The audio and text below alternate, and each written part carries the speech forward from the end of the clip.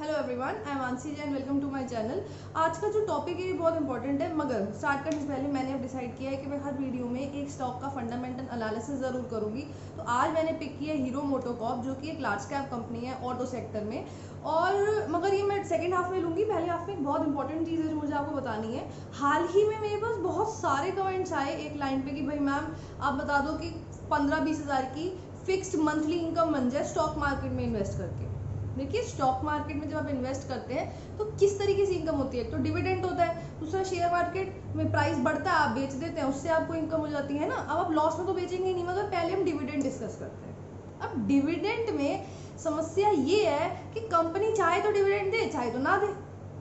ठीक है, अब ऐसा क्यों है? क्योंकि अब कंपनी को अगर लगता है कि जो पैसा है उसको किसी प्रोजेक्ट में यूज़ करना है, एक्सपेंशन करना है, पैसे की ज़रूरत है, तो वो डिविडेंड नहीं देगी, चाहे तो नहीं देगी, या एक्स्ट्रा कैश पड़ा है तो सकता है दे दे। अब वो डिसाइड कब होता है? एनुअल जनरल मीटिंग में। तो इसलिए अब डिविडेंड के बेसिस पे ये नहीं सोच सकते कि मुझे इतनी इनकम हो जाए। अब एक और बात समझिए, अगर आप रिटेल इन्वेस्टर हैं तो आप वैसे भी 15-20 हज़ार का डिविडेंड कैसे ले लेंगे एक महीने में ना। तो इतना डिविडेंड के बेसिस पे तो आप सोच ही नहीं सकते।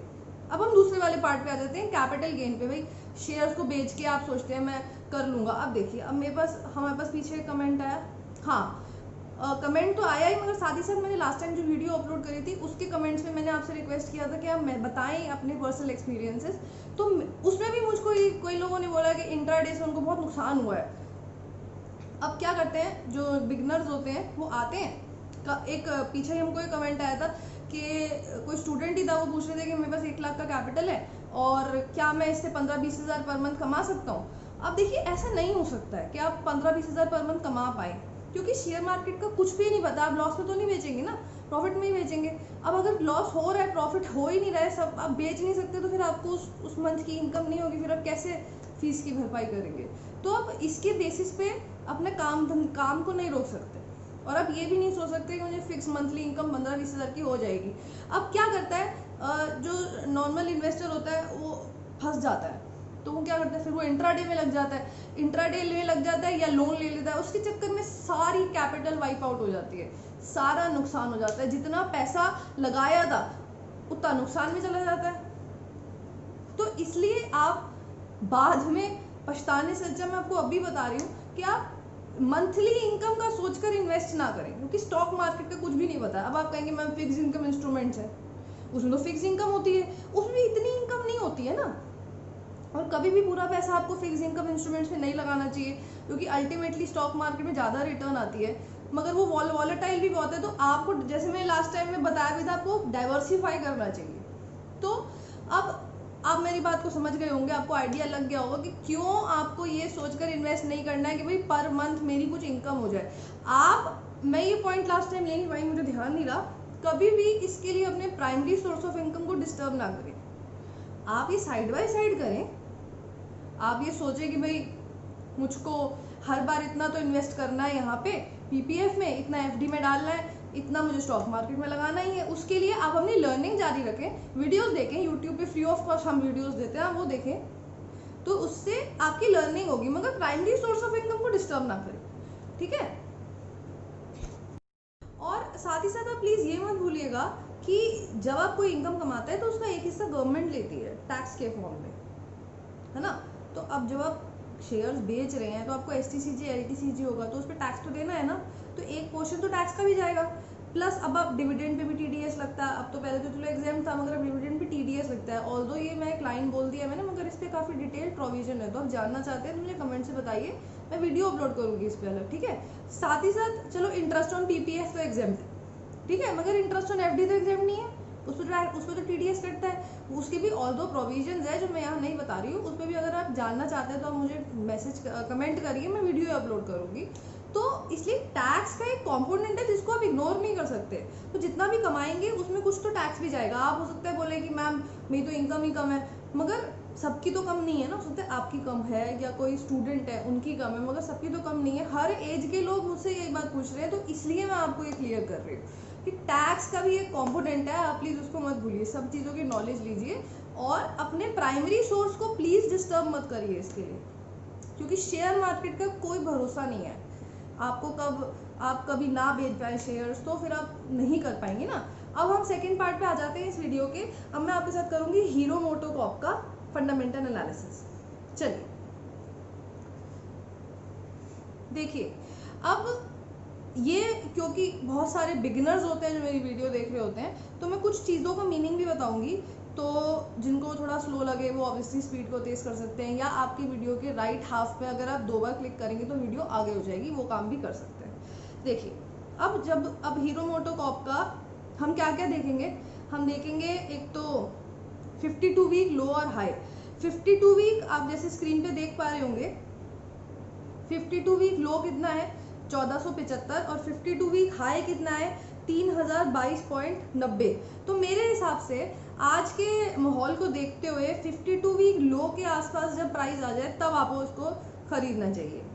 ठीक है, आज का लो और हाई देखा जाए अभी स्क्रीन पे, तो आज का लो कितना है 2512 और आज का हाई कितना है 2568.35।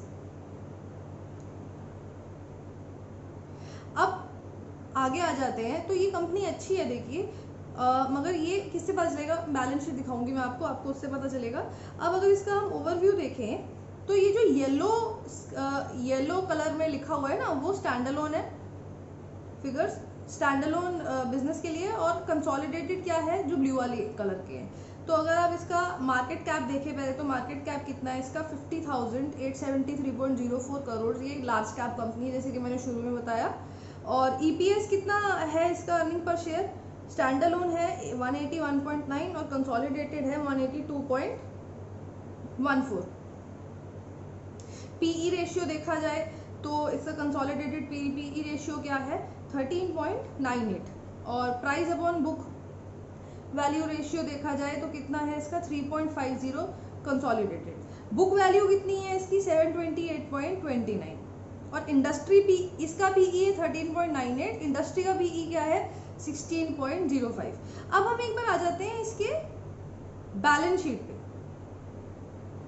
तो अब आपकी स्क्रीन पे बैलेंस शीट आ रही होगी। देखिए इसमें ना, देखो ये अगेन ये जो येलो वाला है वो स्टैंडअलोन है, और कंसोलिडेटेड कौन सा है ब्लू वाला। अब इसके आप शेयर होल्डर फंड देखेंगे तो कंसोलिडेटेड कितने हैं 14,406.28 करोड़, और मार्च 19 के मुकाबले तो बढ़ गए हैं। मगर अभी हम इसको देखते हैं नॉन करंट लाइबिलिटीज को। तो अगर हम नॉन करंट लाइबिलिटीज पे नीचे आ जाते हैं तो टोटल कितनी दे रखी है 848.12 करोड़, जो कि अगर आप शेयर होल्डर फंड से कंपेयर करें तो बहुत कम है। तो इसलिए अच्छी कंपनी है, इसने लोन कम ले रखे हैं, उधारी कम है। अब अगर आप इसका नॉन करंट लाइबिलिटी को क्लिक करेंगे एरो को, तो भी आप देख पाएंगे कि क्या क्या है। देखिए लॉन्ग टर्म बोरोइंग्स है, फिर डेफर्ड टैक्स लाइबिलिटी है। लॉन्ग टर्म बोरोइंग्स को आप देखेंगे तो पिछले साल के कंपैरिजन में काफ़ी कम है। पिछले साल थी 124.84 करोड़, आज की अभी है मार्च 2020 एंडेड पे 44.02 करोड़, यानी कि कम हो गई है, पे ऑफ करा इन्होंने काफ़ी। ऐसी डेफर्ड टैक्स लाइबिलिटी को भी काफ़ी पे ऑफ कर दिया है। अदर लॉन्ग टर्म लाइबिलिटीज पहले जीरो थे और अब बढ़ गए हैं। लॉन्ग टर्म प्रोविजंस ऑलमोस्ट आसपास का ही है, और अगर टोटल नॉन करंट लाइबिलिटीज देखा जाए तो पिछले साल से कम है, ऑल्दो थोड़ा ही कम है मगर कम है। तो ये तो देखिए है बैलेंस शीट। अब हम प्रॉफिट एंड लॉस पे आ जाते हैं। प्रॉफिट एंड लॉस को अगर आप देखेंगे तो ऑल्दो इनकम जो रेवेन्यू है फ्रॉम ऑपरेशंस वो कम हो रहा है।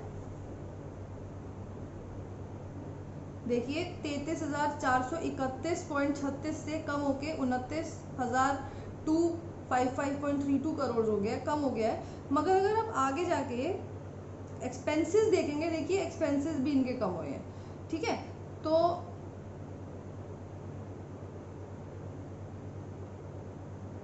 Profit and loss after tax देखिए, नीचे आके टैक्स आफ्टर टैक्स देखेंगे तो देखिए इनका प्रॉफिट इंक्रीज ही हो रहा है, और इनका प्रॉफिट पिछले साल के कंपैरिजन में बढ़ ही रहा है। तो ये अच्छी कंपनी है जिसका प्रॉफिट भी बढ़ रहा है, इसमें इन्वेस्ट करने का आप सोच सकते हैं। ऑल्दो जैसे कि मैंने कहा 52 वीक लो के आसपास ही आपको करना चाहिए। तो ये था इसका फंडामेंटल एनालिसिस। आई होप आपके लिए हेल्पफुल रहा होगा। आप मुझे कमेंट्स में बता सकते हैं अगर आपके लिए रहा है तो।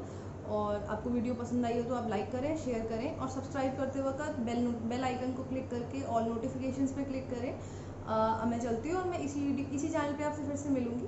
Thank you very much and good bye.